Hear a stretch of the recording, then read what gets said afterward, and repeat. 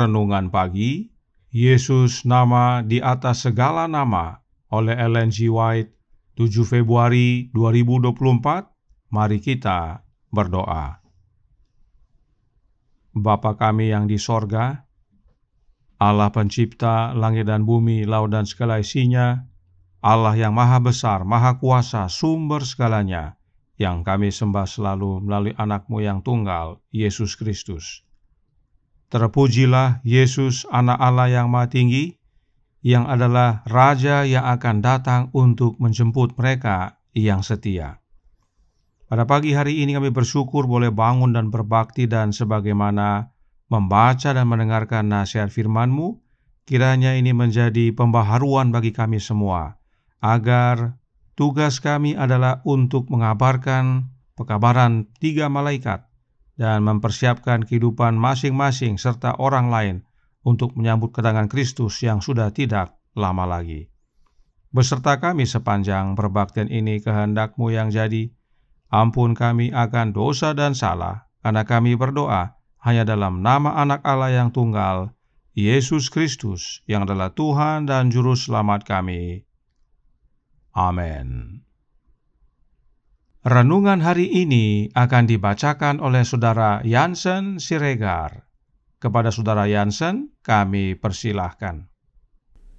Renungan pagi tanggal 7 Februari 2024 berjudul Kedatangan Raja. Ayat inti terdapat dalam Lukas 21 ayat 27. Bunyinya demikian. Pada waktu itu, orang akan melihat Anak Manusia datang dalam awan dengan segala kekuasaan dan kemuliaannya. Kristus telah memerintahkan umat-Nya untuk memperhatikan tanda-tanda kedatangannya dan bersukacita karena mereka akan melihat tanda-tanda kedatangan Raja mereka. Apabila semuanya itu mulai terjadi, kata Yesus, bangkitlah dan angkatlah mukamu, sebab penyelamatan-Mu sudah dekat.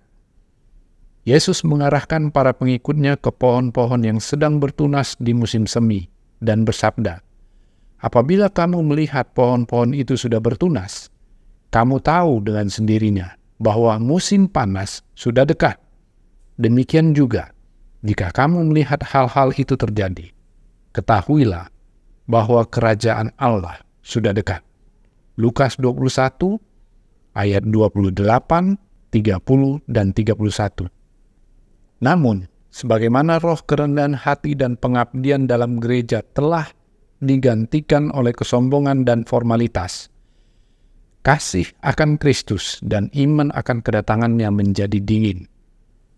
Terserap dalam keduniawian dan pencarian kesenangan, orang-orang yang mengaku umat Allah dibutakan terhadap instruksi Juru Selamat mengenai tanda-tanda kedatangannya.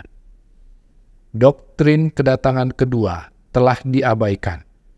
Kitab suci yang berkaitan dengannya dikaburkan oleh salah tafsir, hingga sebagian besarnya diabaikan dan dilupakan. Hal ini khususnya terjadi di gereja-gereja Amerika. Kebebasan dan kenyamanan yang dinikmati oleh semua lapisan masyarakat, hasrat ambisius akan kekayaan dan kemewahan, yang melahirkan pengabdian yang mendalam pada pencarian uang, hasrat untuk mendapatkan popularitas dan kekuasaan, yang tampaknya berada dalam jangkauan semua orang, membuat orang-orang memusatkan perhatian dan harapan mereka terhadap hal-hal dalam kehidupan ini, dan untuk menunda hari hikmat di masa depan, ketika tatanan hal-hal yang ada saat ini akan berlalu. Ketika Juru Selamat menunjukkan kepada para pengikutnya tanda-tanda kedatangannya kembali, Dia menubuatkan keadaan kemunduran yang akan terjadi sesaat sebelum kedatangannya yang kedua kali. Sebagaimana halnya pada zaman Nuh, akan terjadi aktivitas dan gejolak bisnis duniawi dan pencarian kesenangan, membeli, menjual, menanam, membangun, kawin dan mengawinkan, dengan melupakan Allah dan kehidupan masa depan. Bagi mereka yang hidup pada masa ini, nasihat Kristus adalah, Jagalah dirimu, supaya hatimu jangan syarat oleh pesta pora dan kemabukan serta kepentingan duniawi, dan supaya hari Tuhan jangan dengan tiba-tiba jatuh ke atas dirimu seperti suatu jerat. Dikutip dari The Great Controversy atau Kemenangan Akhir, halaman 308 dan 309. Terima kasih dan Tuhan Yesus memberkati. Terima kasih atas penata layanan Saudara Jansen. Tuhan Yesus memberkati. Selamat pagi saudaraku dalam Tuhan. Renungan hari ini berkata dalam Jesus Name Above All Names, halaman 46, paragraf 2. Kristus telah memerintahkan umatnya untuk memperhatikan tanda-tanda kedatangannya dan bersuka cita karena mereka akan melihat tanda-tanda kedatangan Raja mereka. Tugas kita adalah berjaga dan bersedia, sebab Yesus Raja kita akan datang segera. Itu sebabnya Yesus memerintahkan agar kita memperhatikan tanda-tanda kedatangannya. Tetapi, apa yang terjadi? Renungan hari ini melanjutkan dalam Jesus Name Above All Names, halaman 46, paragraf 3. Kebebasan dan kenyamanan yang dinikmati oleh semua lapisan masyarakat, hasrat ambisius akan kekayaan dan kemewahan yang melahirkan pengabdian yang mendalam pada pencarian uang, hasrat untuk mendapatkan popularitas dan kekuasaan yang tampaknya berada dalam jangkauan semua orang, membuat orang-orang memusatkan perhatian dan harapan mereka terhadap hal-hal dalam kehidupan ini, dan untuk menunda hari khidmat di masa depan ketika tatanan hal-hal yang ada saat ini akan berlalu. Ini amaran keras bagi kita semua.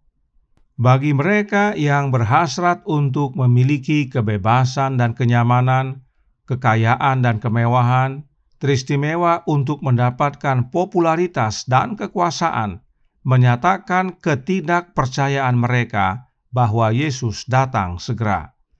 Sebab jika hal-hal itu, teristimewa, popularitas, dan kekuasaan, menjadi pusat perhatian umat-umat Allah, maka itu layaknya mereka menunda hari kedatangan Kristus yang kedua kali.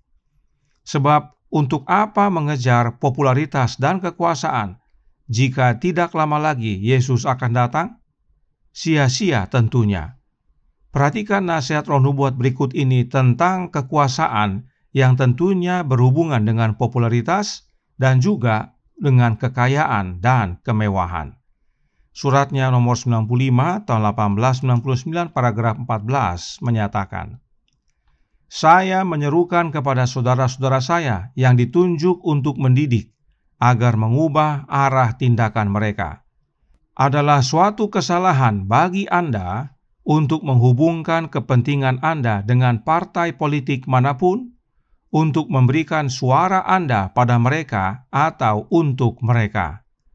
Mereka yang berdiri sebagai pendidik, sebagai pendeta, sebagai pekerja bersama Allah di bidang apapun, tidak punya perjuangan untuk diperjuangkan di dunia politik. Kewarganegaraan mereka ada di sorga. Tuhan memanggil mereka untuk berdiri sebagai umat yang terpisah dan harta kesayangannya. Di zaman ini, untuk menjadi penguasa melalui partai politik sepertinya dalam jangkauan semua orang. Cukup banyak umat-umat Allah yang terlibat dalam partai politik dan mencalonkan diri menjadi pejabat negara. Inilah wujud dari berhasrat untuk popularitas dan kekuasaan, dan mereka yang berhasrat untuk popularitas dan kekuasaan bukanlah mempercepat kedatangan Kristus, tetapi menunda. Sebab untuk apa menghabiskan puluhan juta dan bahkan ratusan juta rupiah untuk posisi kekuasaan dunia ini bila Kristus datang segera? Tidak ada guna tentunya. Karenanya, Roh Nubuat berkata, adalah kesalahan jika umat-umat Allah, siapapun, termasuk guru dan para pendeta, yang ikut partai politik dan berjuang untuk dunia politik. Sebab kewarganegaraan kita bukan di dunia ini, tetapi di sorga. Karenanya kita harus terpisah dan menjadi harta kesayangan Allah. Itu sebabnya masih dalam surat yang sama, Enya White menuliskan, dalam suratnya nomor 95, tanggal 1899, paragraf 28. Allah memanggil umatnya dengan mengatakan, "Keluarlah kamu dari antara mereka, dan pisahkanlah dirimu dari mereka." 2 Korintus 6 ayat 17. Anak-anaknya harus memisahkan diri dari politik, dari persekutuan apapun dengan orang-orang yang tidak percaya. Karenanya tinggalkan partai politik dan keluarlah. Kenapa? Karena Roh Nubuat melanjutkan dalam surat yang sama, dan kita kembali ke paragraf 14 yang menyatakan, mereka harus berdiri sebagai rakyat kerajaan Kristus, membawa panji yang bertuliskan perintah-perintah Allah dan iman kepada Yesus. Wahyu 14 ayat 12. Mereka harus memikul beban pekerjaan khusus, pekabaran khusus. Kita mempunyai tanggung jawab pribadi, dan hal ini harus dinyatakan di hadapan alam semesta, di hadapan para malaikat, dan di hadapan manusia. Saudaraku dalam Tuhan, kita punya tugas, yaitu untuk mengabarkan pekabaran khusus. Apakah pekabaran khusus itu? Pekabaran 3 malaikat, dan khususnya pekabaran malaikat ketiga. Kemudian Roh Nubuat melanjutkan masih dalam surat yang sama, dikatakan, Allah tidak memanggil kita untuk memperluas pengaruh kita dengan berbaur dengan lembaga, dengan berhubungan dengan orang-orang dalam persoalan-persoalan politik, namun dengan berdiri sebagai anggota bagian dari keutuhannya yang agung, dengan Kristus sebagai kepala kita. Kristus adalah Raja kita, dan sebagai rakyatnya, kita harus melakukan pekerjaan yang ditugaskan Allah kepada kita. Sebagai umat Allah yang sisa, kita punya pekabaran khusus, yaitu pekabaran 3 malaikat, dan kita punya pemimpin dan raja, yaitu Yesus. Kita adalah rakyatnya Yesus, dan karenanya kita harus bekerja untuk Yesus, yaitu melakukan pekerjaan yang Bapanya tugaskan kepada kita. Inilah bagian kita yang percaya Yesus datang segera. Kita bukan terlibat dalam kegiatan politik atau dalam dunia politik, tetapi kita giat bekerja mengabarkan kedatangan Kristus yang kedua kali. Mungkin ada yang bertanya, bagaimana dengan Yusuf dan Daniel? Mereka menjadi pemimpin-pemimpin negara. Benar, mereka jadi pemimpin negara, tetapi bukan melalui kampanye partai politik. Yusuf dan Daniel menjadi pemimpin negara karena pekerjaan Tuhan Allah.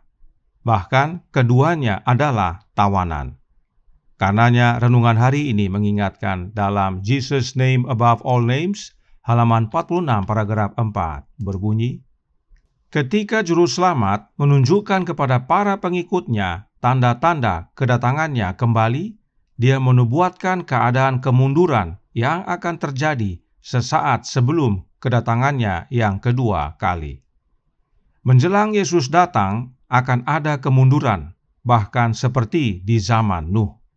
Itu sebabnya berulang-ulang nasihat tentang pokok anggur yang benar disampaikan kepada kita, agar kita tinggal di dalam Kristus, menjadi ranting-rantingnya terus-menerus, serta menerima getahnya, yaitu rohnya Kristus yang kudus, agar hidup kita berbuah dan menjadi saksinya yang penuh kuasa kepada dunia dan mengabarkan bahwa kedatangan Kristus sudah semakin dekat. Kristus yang adalah Raja kita segera akan datang. Karenanya bersedialah. Tuhan memberkati. Saya bawa dalam nama Yesus. Amin. Mari kita berdoa. Bapa kami yang di sorga, Allah pencipta langit dan bumi, laut dan segala isinya, Allah yang maha besar, maha kuasa, sumber segalanya, yang kami sembah selalu melalui anak-Mu yang tunggal, Yesus Kristus. Terima kasih atas nasihat yang penting sekali bagi umat-umat Allah di zaman akhir ini. Karena masih banyak yang senang berhasrat untuk mengejar popularitas dan kekuasaan agar menikmati akan kekayaan dan kemewahan. Dan salah satu upaya untuk menerima popularitas dan kekuasaan adalah terlibat dalam partai-partai politik. Karenanya, biarlah melalui pekabaran pada pagi hari ini menjadi himbauan dan panggilan bagi umat-umat Allah untuk keluar dan berpisah, meninggalkan partai politik dan kegiatan-kegiatan politik, untuk terlibat dalam pekerjaan khusus, yaitu mengabarkan pekabaran 3 malaikat kepada dunia, sebab Yesus, Sang Raja, datang segera. Oleh sebab itu, ya Bapa, curahkan roh anak-Mu dalam hati ini, tinggallah dalam kami ya Yesus dan ubahkan hidup kami, dan jadikan kami saksi-Mu yang penuh kuasa untuk mengabarkan kebenaran kepada dunia. Sehingga pada saat Engkau datang kedua kali yang sudah tidak lama lagi, semakin banyak jiwa-jiwa yang boleh diselamatkan. Beserta kami sepanjang hari ini kehendak-Mu yang jadi.